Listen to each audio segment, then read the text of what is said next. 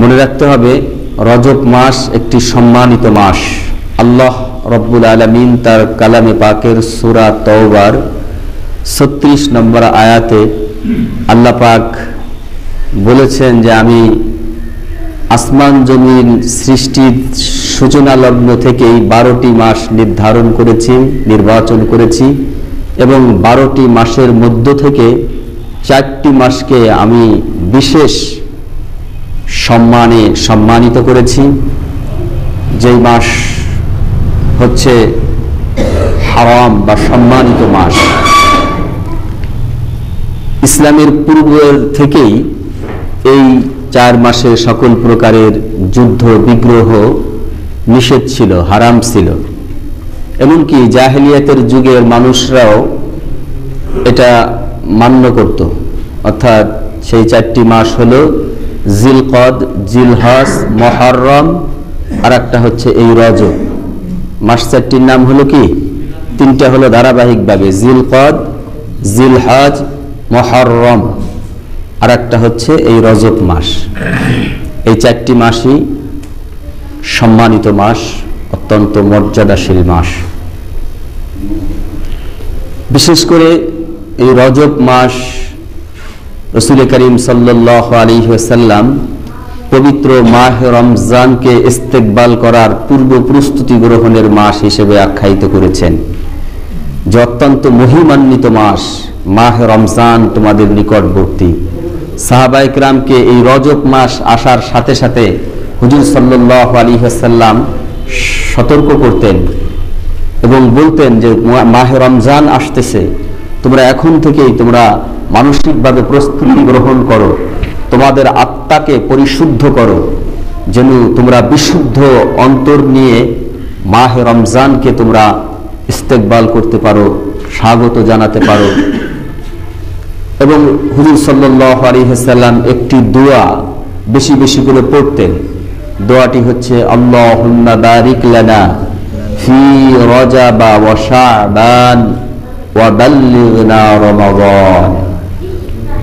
অর্থ, হে আল্লাহ, আপনি আমাদেরকে বরকত দান করুন এই রজব মাসে এবং শাবান মাসেও, আর আমাদের হায়াতকে আপনি সুস্থতার সাথে দীর্ঘায়িত করুন পবিত্র রমজান পর্যন্ত। সুবহানাল্লাহ। আমরা এই রবিবার থেকে এই দোয়াটি সবাই পড়বো ইনশাআল্লাহ। পারবো না ইনশাআল্লাহ? আমার সাথে সাথে একটু পড়ি সবাই। আল্লাহুম্মা বারিক লানা ফি রজবা ওয়া শাবান ওয়া বাল্লিগনা রমাদান। আল্লাহুম্মা বারিক লানা ফি রজবা ওয়া শাবান ওয়া বাল্লিগনা রমাদান। তো সম্মানিত মুসল্লিয়ানে কিরাম, আল্লাহর দিন মাস প্রত্যেকটাই, কিন্তু তার মধ্য থেকে আল্লাহ পাক কিছু মাসকে, কিছু রাতকে, কিছু দিনকে একটি বিশেষ মর্যাদায় ভূষিত করেছেন, যার অধিকাংশই আমাদেরই কল্যাণের জন্য। এমন এমন রাত আছে যে এক রাত্র ইবাদত করলে 1000 মাস অপেক্ষাও উত্তম। এরকম নিসবে শাবানের ব্যাপারে এরকম আসছে যে ওই নিসবে শাবানের অর্থাৎ 15ই শাবান, যেটা আমাদের কাছে লাইলাতুল বরাত নামে পরিচিত, ওই রাত্রে যদি কেউ ইবাদত করে, আল্লাহ পাক অসংখ্য মানুষকে এই রজনীতে ক্ষমা করে দেন, মাফ করে দেন। স্পেশালি ভাবে একটি সুনির্দিষ্ট কিছু পাপের সাথে যারা জড়িত তাদের ছাড়া আল্লাহ পাক এই রজনীকে কেন্দ্র করে সবাইকে ক্ষমা করে দেন। সুবহানাল্লাহ। তো এমনি ভাবে এই রজব মাসও একটি বিশেষ সম্মানিত মাস। বিশেষ করে কোরআনে কারীমের মধ্যে আল্লাহ পাক এই যে সূরা তওবার 36 নম্বর আয়াতের মধ্যে যে কথাটা বলতেছেন আল্লাহ, ইন্না ইদ্দাতাশ শুহুরি ইনদাল্লাহ, নিশ্চয় আল্লাহ রাব্বুল আলামিনের নিকট গণনার দিক থেকে মাস হচ্ছে 12 শাহরান, 12টি। আল্লাহ রাব্বুল আলামিনের নিকট মাস হচ্ছে 12টি, এবং ফি কিতাবিল্লাহি, এবং আল্লাহ রাব্বুল আলামিনের কিতাবে এটা সংরক্ষিত, সুরক্ষিত। এবং সেটা কবে থেকে? ইয়াউমা খালাকাস সামাওয়াতি ওয়াল আরদ, যেদিন থেকে আল্লাহ রাব্বুল আলামিন আসমান এবং জমিনকে সৃষ্টি করেছেন সেই দিন থেকেই। তার মধ্যে মিনহা আরবাতু হুরুমুন, 4টি হচ্ছে বিশেষ সম্মানিত মর্যাদাশীল মাস। আমরা জেনেছি সে 4টি মাস হলো 3টি ধারাবাহিকভাবে, আর একটি হচ্ছে এই রজব, জিলকদ, জিলহজ, মুহররম, আর একটি হচ্ছে এই রজব মাস। এই 4টি হচ্ছে আল্লাহ রাব্বুল আলামিনের পক্ষ থেকে ঘোষিত একটি বিশেষ মর্যাদাশীল মাস। যালিকা দীনুল কাইয়্যিমাহ, এটা আল্লাহ কর্তৃক সুপ্রতিষ্ঠিত বিধান। সুতরাং ফালা তাজলিমু ফীহিন্না আনফুসাকুম, সুতরাং তোমরা বিশেষ করে এই সম্মানিত 4 মাসে তোমরা তোমাদের নফসের উপর জুলুম করো না। নফসের উপর জুলুম হলো কি? নফসের উপর জুলুম হলো কোনো পাপাচারে লিপ্ত হওয়া। কেননা মানুষ যদি একান্ত কোনো কারো চাপে পড়ে যদি কোনো পাপ করে ফেলে, আল্লাহ পাক ওটা মাফ করে দিবেন। যে সে পরিস্থিতির শিকার, তার জীবন নাশের হুমকি, তার অঙ্গহানির হুমকির পরিস্থিতির কারণে সে পাপ করেছিল, এই কারণে আল্লাহ এটা মাফ করে দিবেন। কিন্তু আপনি যদি ইচ্ছা করে পাপ করি, এটা চরম জুলুম করা হবে, এবং সেই জুলুমটা আমি অন্যের উপর করতেছি না, সেই জুলুমটা করা হবে আমার উপরে, আমি জুলুম করতেছি। কেননা এই পাপের প্রায়শ্চিত্ত, এই পাপের শাস্তি আমাকেই ভোগ করতে হবে। এমন না যে পাপ করতেছি আমি, এর শাস্তি ভোগ করবে আর একজন। বিষয়টা কি তাই নাকি? এই জন্য আল্লাহ বলতেছেন খবরদার, সবচেয়ে জুলুম হলো পাপে লিপ্ত হওয়া। কেননা পাপ সে নিজে ইচ্ছে করে করতেছে, আবার এই পাপের শাস্তি তারই ভোগ করতে হবে। সুতরাং মানুষ যত জুলুম করে থাকে তার মধ্যে সবচেয়ে বড় জুলুম হলো পাপ কাজে লিপ্ত হওয়া। আর পাপের মধ্যে থেকে বড় পাপ হলো শিরক। আল্লাহ বলেন ইন্নাশ শিরকা লা যুলমুন আযীম, জুলুমের মধ্যে সবচেয়ে বড় জুলুম হলো আল্লাহর সাথে শিরক করা। এজন্য আল্লাহ তাই বলতেছেন যে পাপে তো কোনো সময় লিপ্ত হবা না, তার মধ্যে বিশেষ করে এই 4টি মাসের মধ্যে খবরদার তোমরা পাপে জড়াবা না।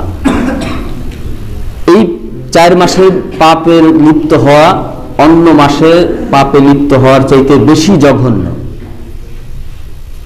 পাপ সবসময়ই পাপ, তার মধ্যে বিশেষ করে এই হারাম বা বিশেষ সম্মানিত 4 মাসে পাপে লিপ্ত হওয়াটা বেশি জঘন্য, বেশি নগণ্য। আল্লাহ তাই বলতেছেন যে ফালা তাজলিমু ফীহিন্না আনফুসাকুম, তোমরা খবরদার এই 4 মাসে তোমাদের নফসের উপর জুলুম করো না, অর্থাৎ তোমরা পাপে লিপ্ত হইও না। এবং এই 4 মাসে সকল প্রকারের যুদ্ধ বিগ্রহ আল্লাহ পাক নিষেধ করেছেন। তবে হ্যাঁ, যদি অন্যায়ভাবে কোনো কাফেররা আমাদের উপর যুদ্ধ চাপিয়ে দেয় বা তারা যুদ্ধে জড়িয়ে যায় বা আমাদের সাথে যুদ্ধে লিপ্ত হয়, তখন তো প্রতিহত করার জন্য আমাদেরকে যুদ্ধ করতেই হবে। এ ব্যাপারে তখন আল্লাহ পাক বলতেছেন যে ওয়াকাতিলুল মুশরিকিনা কাফাতান, যদি মুশরিকরা তোমাদের সাথে যুদ্ধে লিপ্ত হয়, এই সম্মানিত মাসের সম্মান তারা না দেয়, তখন তোমরা মুশরিকদের সাথে বা তোমাদের দুশমনদের সাথে, কাফেরদের সাথে তোমরাও যুদ্ধে লিপ্ত হও। কাফাতান মানে সম্মিলিতভাবে, ভেদাভেদ ভুলে গিয়ে, সকল মতের দ্বন্দ্বকে মাটি দিয়ে তোমরা কাফেরদের বিরুদ্ধে তোমরা যুদ্ধে লিপ্ত হও। কামা ইউকাতিলুনাকুম কাফাতান, যেরকম কাফেররা সকল ভেদাভেদ ভুলে গিয়ে ঐক্যবদ্ধ হয়ে যেমন ভাবে তোমাদের সাথে যুদ্ধ করে, তোমরাও সকল ভেদাভেদ ভুলে যাও। কাফেরদের সাথে যুদ্ধ করার ব্যাপারে যেন তোমরা আবার কোনো ইখতিলাফ শুরু করে না দাও, যে ওরা হানাফি মাযহাবের, আমি শাফি মাযহাবের, ওরা রাফেদাইন করে আমি করি না, ওরা মিলাদ দাঁড়ায়ে পড়ে আমি বসে পড়ি, সুতরাং ওদের সাথে আমি নাই। আল্লাহ বলতেছেন যে না, তোমাদের মতপার্থক্য বিভিন্ন কারণে থাকতে পারে, কিন্তু কোন কাফের মুশরিকরা যদি তোমাদের উপর আক্রমণ করে, সেটা যদি হারাম মাসে হয়ে থাকে, তোমরা সেই যুদ্ধ প্রতিহত করে বিজয় অর্জন করার জন্য তোমরাও সম্মিলিতভাবে সকল ভেদাভেদ ভুলে গিয়ে তোমরা কাফেরদের সাথে যুদ্ধে লিপ্ত হও। ওয়ালামু আন্নাল্লাহা মাআল মুত্তাকিন, আর জেনে রেখো, মনে রেখো, স্মরণ রাখো, নিশ্চয় আল্লাহ রাব্বুল আলামিন মুত্তাকিদের সাথে আছেন। অর্থাৎ যারা আল্লাহকে ভয় করেন তাদের সাথে আল্লাহ থাকেন। এবং তারাই হচ্ছে প্রকৃতপক্ষে সফলকাম মানুষ, কামিয়াবি মানুষ। আল্লাহর ভয় ভীতি অন্তরে না থাকলে পৃথিবীর কোনো মন্ত্র তন্ত্র বিধি বিধান আইন কানুন নীতিমালা দিয়ে মানুষকে পাপ থেকে বিরত রাখা সম্ভব না। দিনের বেলায় ফিরানো সম্ভব হলেও রাতের বেলায় সম্ভব না। জনগণের সামনে বা প্রকাশ্যে ফিরানো সম্ভব হলে গোপনে ফিরানো সম্ভব না। দুর্বলকে ফিরানো গেলেও সবলকে ফেরানো সম্ভব না। এজন্য আল্লাহ বলতেছেন যে জেনে রেখো, সকল ক্ষেত্রে পাপ থেকে বিরত থাকা, কাফেরদের সাথে যুদ্ধে লিপ্ত হওয়া, এই সমস্ত কঠিন কাজ কেবলমাত্র তাদের দ্বারাই সম্ভব হবে যারা আল্লাহকে ভয় করে। আর মনে রেখো, জেনে রেখো, ওয়ালামু ইন্নাল্লাহা মাআল মুত্তাকিন, আল্লাহ রাব্বুল আলামিন মুত্তাকিদের সাথী, মুত্তাকিদের সঙ্গী। তো সম্মানিত মুসল্লিয়ানে কিরাম, সেই রজব মাস আমাদের মাঝে রবিবার থেকে শুরু হবে। আমরা যেন অবশ্যই এই মাসের আলাদা সম্মান করব, মর্যাদা করব এবং গুরুত্ব দিব। অবশ্যই নিয়ত করব যে আমরা এই 4টি মাসে কোনো অবস্থাতেই পাপে লিপ্ত হব না। বিশেষ করে এই রজব মাস, এটা হচ্ছে মাহে রমজানকে ইস্তেকবাল জানানোর, স্বাগত জানানোর পূর্ব লগ্ন, পূর্ব মুহূর্ত, শুভক্ষণ। এজন্য আমরা মাহে রমজানকে যেন বিশুদ্ধ অন্তরে, পরিশুদ্ধ মনে কোরআন নাজিলের সেই মহামান্বিত মাসকে আমরা যেন আলিঙ্গন করতে পারি, আমাদের হৃদয় জুড়ে যেন স্থান করে দিতে পারি, জায়গা করে দিতে পারি। এজন্য মনে রাখতে হবে, কোনো অপাত্রে, খারাপ পাত্রে কিন্তু কেউ কোনোদিন ভালো জিনিস রাখে না। কোনো গোবর হেলানের ঝাঁকায় কি কেউ মধু রাখে, ঘি রাখবে? তো কোরআন নাজিলের মাস হচ্ছে মাহে রমজান, সেটা হচ্ছে সকল মাসসমূহের আলাদা স্পেশালি। এই 4 মাস তো মর্যাদাশীল আছেই, সকল মাসের চাইতে সব মর্যাদার আসনকে অলঙ্কিত করেছে হচ্ছে মাহে রমজান। সুতরাং এই মাহে রমজানকে ইস্তেকবাল জানানোর জন্য, হৃদয় জুড়ে ধারণ করার জন্য, রজব মাস থেকে অন্তরকে পরিশুদ্ধ রাখা, সকল পাপ পঙ্কিলতা থেকে পবিত্র রাখা যেন আমি একটা পরিশুদ্ধ অন্তর নিয়ে কোরআন নাজিলের মাস, সত্য মিথ্যার পার্থক্য নির্ণয়কারীর মাস, আল্লাহর একান্ত সান্নিধ্য গ্রহণ করার মাস, পবিত্র মাহে রমজানকে যেন আমি বিশুদ্ধ চিত্রে আমার হৃদয়ে স্থান দিতে পারি। এজন্য এই রজব থেকেই আমাকে প্রস্তুতি নেওয়া, মানসিকভাবে এমনকি সামাজিকভাবেও। অনেক সময় দেখা যায় যে কেনাকাটার হিড়িক পড়ে যায় মাহে রমজানে, অথচ এটার প্রতিটি মুহূর্ত ছিল অত্যন্ত গুরুত্বপূর্ণ। আপনি আদায় করবেন এই মাহে রমজানে নফল, সওয়াব পাবেন ফরজের, সুবহানাল্লাহ। এটা অন্য কোনো সময় সম্ভব না। আদায় করবেন একটা ফরজ, সওয়াব পাবেন হলো অন্য মাসের 70টি ফরজ আদায় করার। এই চান্স আমরা বাজার ঘাটের এরকম নতুন জামা কেনাকাটার অজুহাত দিয়ে ব্যয় না করে আমাদের আগে থেকেই এই প্রস্তুতি গ্রহণ করা। আমরা প্রয়োজনীয় কেনাকাটা আমরা রমজানের আগেই করব, যেন রমজানটা বিশেষ করে আমাদের ধ্যানে, কোরআন তেলাওয়াতে, জিকির আজগারে, তাসবিহ তাহলিলে, ইবাদত বন্দিগিতে, বিশেষ করে শেষ দশকে ইতিকাফের মাধ্যমে যেন কাটে। এজন্য আমরা সেই প্রস্তুতি গ্রহণ করব। আরেকটা বিষয় হলো 14ই ফেব্রুয়ারি আবার তথাকথিত বিশ্ব একটা বেহায়া দিবস নামে একটি ভালোবাসা দিবসের দিনটাও ওই দিন পড়েছে। এখন মুসলমান হিসেবে আমি ওই বরকতময় দিন, প্রথম রজব, আমি সেই দিনের সম্মান ইজ্জত করব না অভিশপ্ত সেই পৌত্তলিক এবং খ্রিস্টান জাতির উদ্ভাবিত, ইহুদি জাতির উদ্ভাবিত তথাকথিত সেই ভ্যালেন্টাইন ডে বা ভালোবাসা দিবসের নামে অশ্লীলতাকে পালন করব? এটা আমার নিজের বিবেক বিবেচনা দিয়েই একটু চিন্তা করব। আমরা মনে রাখবেন, কোন মুসলমানের ভালোবাসা কোনো দিবস আর রজনীর সাথে, কোনো মাস আর ক্ষণের সাথে সম্পৃক্ত না। মুসলমানের ভালোবাসা একটা ইবাদতের অবিচ্ছেদ্য অংশ। তবে সে ভালোবাসার ক্ষেত্র আছে, সে ভালোবাসার সিরিয়ালও আল্লাহ পাক নির্ধারণ করে দিয়েছেন। রাসূল সাল্লাল্লাহু আলাইহি ওয়াসাল্লাম তার হাদিসে ভালোবাসা কি, ভালোবাসার স্বরূপ কি, ভালোবাসা পাওয়ার হকদার কে, তার একটা সিরিয়াল ধারাবাহিকতাও বর্ণনা করে দেওয়া হয়েছে। আল্লাহ রাব্বুল আলামিন সূরা তাওবার 24 নম্বর আয়াতে বলেছেন যে তোমাদের সকল কিছুর চাইতে সর্বাধিক ভালোবাসা পাওয়ার হকদার প্রথম হচ্ছেন আল্লাহ রাব্বুল আলামিন, এরপরে হচ্ছেন রাসূল আরবি সাল্লাল্লাহু আলাইহি ওয়াসাল্লাম, এরপরে হচ্ছে আল্লাহর রাস্তায় জিহাদ করা। জেনে রেখো, মনে রেখো, যদি পৃথিবীর অন্য কোনো ভালোবাসা এই তিন জিনিসের উপর প্রাধান্য লাভ করে, তাহলে তোমাদের দুনিয়াতেও অপমান অপদস্থতা এবং আখিরাতেও তোমাদের জন্য রয়েছে কঠিন শাস্তি। বলুন নাউজুবিল্লাহ। এভাবে রাসূল করিম সাল্লাল্লাহু আলাইহি ওয়াসাল্লাম বলেছেন, লা ইউমিনু আহাদুকুম হাত্তা আকুনা আহাব্বা ইলাইহি মিন ওয়ালিদিহি ওয়া ওয়ালাদিহি ওয়ান নাসি আজমাইন। তোমরা ওই সময় পর্যন্ত কেউ মুমিন হতে পারবে না যত সময় পর্যন্ত তোমাদের মাতা পিতা সন্তান সন্ততি তথা পৃথিবীর সকল মানুষের চাইতে আমি রাসূল করিম সাল্লাল্লাহু আলাইহি ওয়াসাল্লামের ভালোবাসা যদি প্রাধান্য লাভ না করে, তাহলে তোমরা মুমিন হতে পারবে না। সম্মানিত হাজিরিন, এর দ্বারা আমরা বুঝতে পারি যে ভালোবাসার প্রথম হকদার হচ্ছে আল্লাহ রাব্বুল আলামিন। আল্লাহ কোরআনে সূরা বাকারার অন্য আয়াতে বলেছেন, ওয়াল্লাযীনা আমানু আশাদ্দু হুব্বান লিল্লাহ। মুমিন তো তারাই যারা সবচাইতে আল্লাহকে বেশি ভালোবাসেন, আল্লাহকে বেশি মহব্বত করেন। কারণ আল্লাহর ভালোবাসা যদি সকল কিছুর চাইতে প্রাধান্য লাভ না করে, তাহলে আপনি অন্য কাজকর্ম ত্যাগ করে আল্লাহর ইবাদত বন্দিগি করার সুযোগ পাবেন না। আপনার সামনে থাকবে দুনিয়ার লাভ, দুনিয়ার অর্জন, দুনিয়া কামাই, এর জন্য আপনি অস্থির থাকবেন। কিন্তু যদি এই সকল কিছুর চাইতে আল্লাহর প্রেম মহব্বত ভালোবাসা আপনার অন্তরে গালেব হয়, প্রাধান্য পায়, তাহলে আল্লাহর ইবাদত বন্দিগি প্রাধান্য পাবে। আল্লাহর ইবাদত বন্দিগি করার পরে এরপরে আপনি দুনিয়া কামাইতে লিপ্ত হবে। আর যদি এর বিপরীত হয়ে যায়, আল্লাহর ভালোবাসা যদি পরাজিত হয়ে যায় আর দুনিয়ার ভালোবাসা যদি বিজয়ী হয়ে যায়, তাহলে আমার আপনার ধ্বংস অনিবার্য। কেননা আল্লাহর ইবাদত বন্দিগি করার আগ্রহ আমার ভিতরে তৈরিই হবে না। কেননা আমি তো আল্লাহকে ভালোবাসার স্থানে প্রথম নম্বরে রাখতে ব্যর্থ হয়েছি।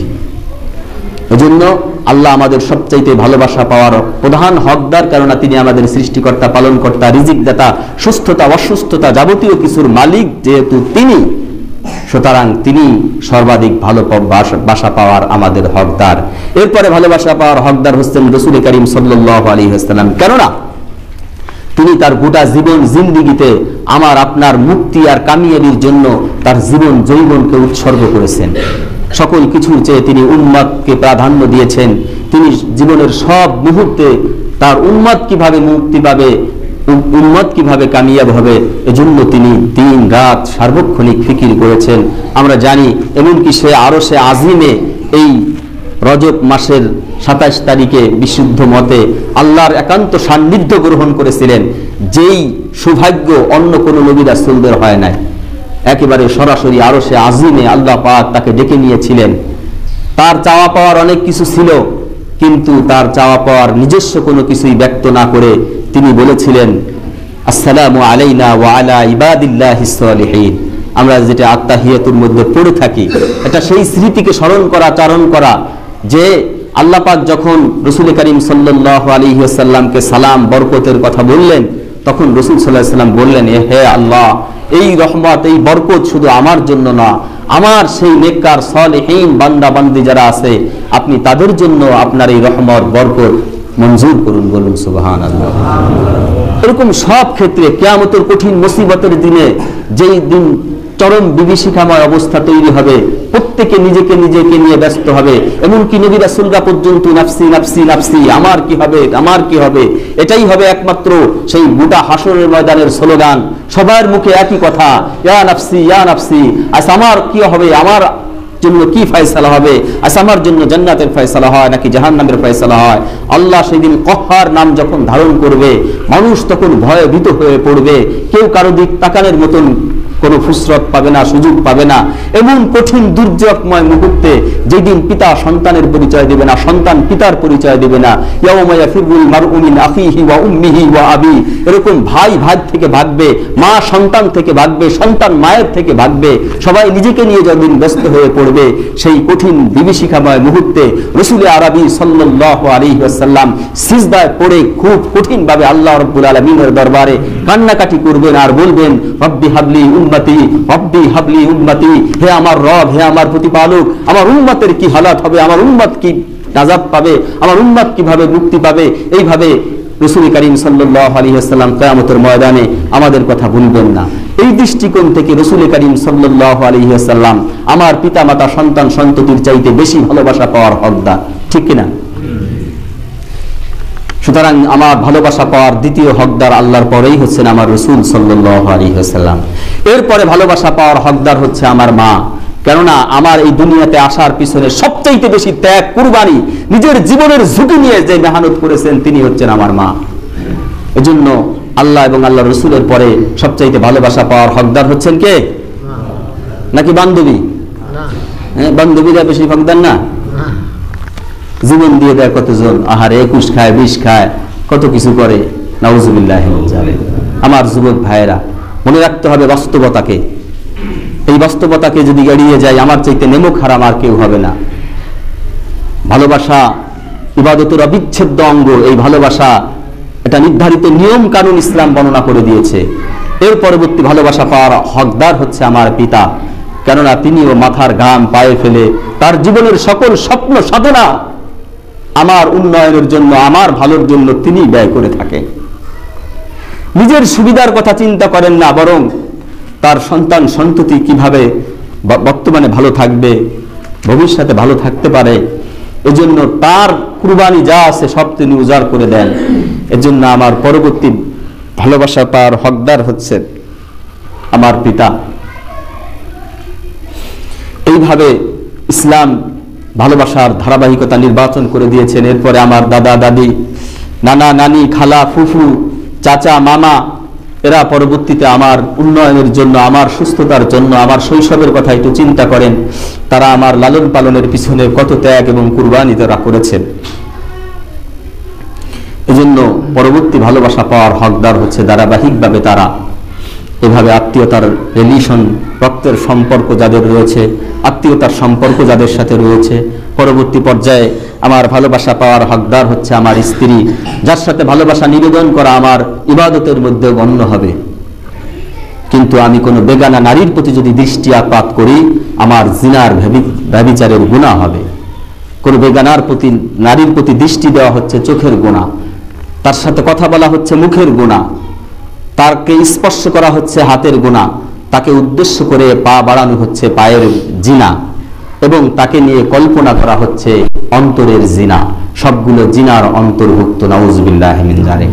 এজন্য খবরদার, আমরা যেন কোনো বেগানা নারীর প্রতি আমি কোনোভাবেই আসক্ত না হই। তথাকথিত ভালোবাসার তো প্রশ্নই আসে না। সুতরাং আমাদের সামনে যেন এই বিষয়গুলো থাকে, আর এই বিষয়গুলো যদি আমার সামনে না থাকে, তাহলে আখিরাতে যে আমি জাহান্নামী হব শুধু এটাই নয়। রাসূল করিম সাল্লাল্লাহু আলাইহি ওয়াসাল্লাম বলেন, যেই সমাজের মধ্যে অশ্লীলতা, বেহায়াপনা ছড়াইয়ে পড়বে, অসংখ্য রোগ ব্যাধি, আযাব গজব ওই সমাজকে আগ্রাসন করবে, ঘিরে নিবে। এমন রোগ ব্যাধি তাদের সমাজে তৈরি হবে যা তাদের পূর্বপুরুষরা নামও পর্যন্ত শুনে নাই। আমরা এইডসের নাম কিন্তু একসময় শুনি নেই, শুনছি নাকি? কিন্তু ব্যভিচারের সয়লাবের কারণে এটা এক মহামারীর রূপ ধারণ করেছে। এই করোনার নাম আমরা কোনোদিন একদিন কিন্তু কি করি নাই, শুনি নাই। আমাদের পূর্বপুরুষরা কোনোদিন এর নামও শোনে নাই, অথচ তা আমরা দেখছি। শুধু দেখছি না, গোটা বিশ্বকে স্তব্ধ করে দিয়েছে অদৃশ্য একটা ক্ষুদ্র ভাইরাস। এর কারণ রাসূল সাল্লাল্লাহু আলাইহি ওয়াসাল্লাম বলেছেন যে অশ্লীলতা, বেহায়াপনা, পাপাচার যখন এইভাবে ছড়াইয়ে পড়বে, আল্লাহর গজব এরকম এক এক নামে, এক এক রোগের নামে এরকম আসবে। এজন্য লা তাকরাবুজ জিনা, তোমরা জিনার নিকটবর্তীও হবে না, কেননা এটা হচ্ছে অত্যন্ত গর্হিত কাজ। সূরা বনী ইসরাইল আয়াত নম্বর 32। এভাবে আল্লাহ রাব্বুল আলামিন আরো বলেছেন, কুল ইন্নামা হাররামা রাব্বি ফাওয়াহিশা মা যাহারা মিনহা ওয়া মা বাতানা, যে আল্লাহ পাক তোমাদের জন্য হারাম করে দিয়েছে সকল প্রকারের অশ্লীলতা, সেটা প্রকাশ্য হোক আর অপ্রকাশ্য হোক। সূরা আরাফ আয়াত নম্বর 33 এবং একই কথা সূরা আনামের 151 নম্বর আয়াতেও এসেছে।